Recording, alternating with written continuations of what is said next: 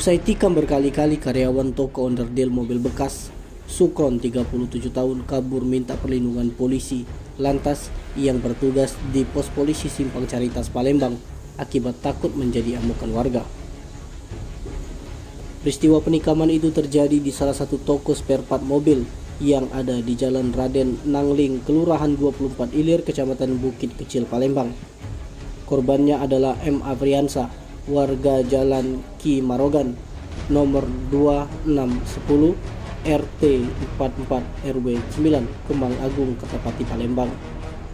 Sementara pelaku Sukron belakangan diketahui berprofesi sebagai tukang ojek pangkalan, warga Jalan Maijen HM Riacudu, Lorong Garuda 2, Kelurahan 7 Ulu, Kecamatan Seberang Ulu 1, Palembang.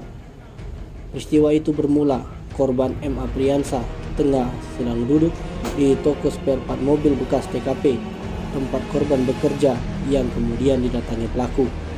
Tanpa basa-basi, pelaku langsung menikam korban dengan pisau yang sudah dibawanya. Usai menikam korban beberapa kali, pelaku langsung kabur meninggalkan TKP sebab dikejar warga setempat, bahkan sempat diteriaki maling. Dengan kondisi baju yang dikenakan berlumur darah, pelaku sempat kabur menuju pos polisi yang berada di putaran Pasar Cinde. Namun sampai di sana pelaku tak menemui petugas di dalam pospol.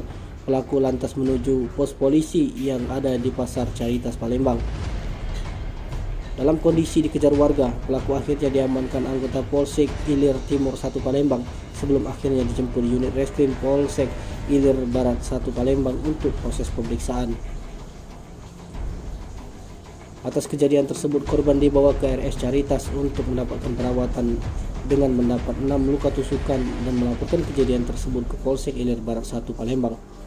Selain mengamankan pelaku Sukron, satu bilah pisau bergagang kayu dan jaket berwarna hijau yang dikenakan pelaku juga diamankan. Saat digiring masuk ruangan pemeriksaan, Satria mengaku kabur lantaran hampir menjadi amukan warga yang meneriaki dirinya sebagai maling. Tim Liputan Sumsel Audio TV melaporkan.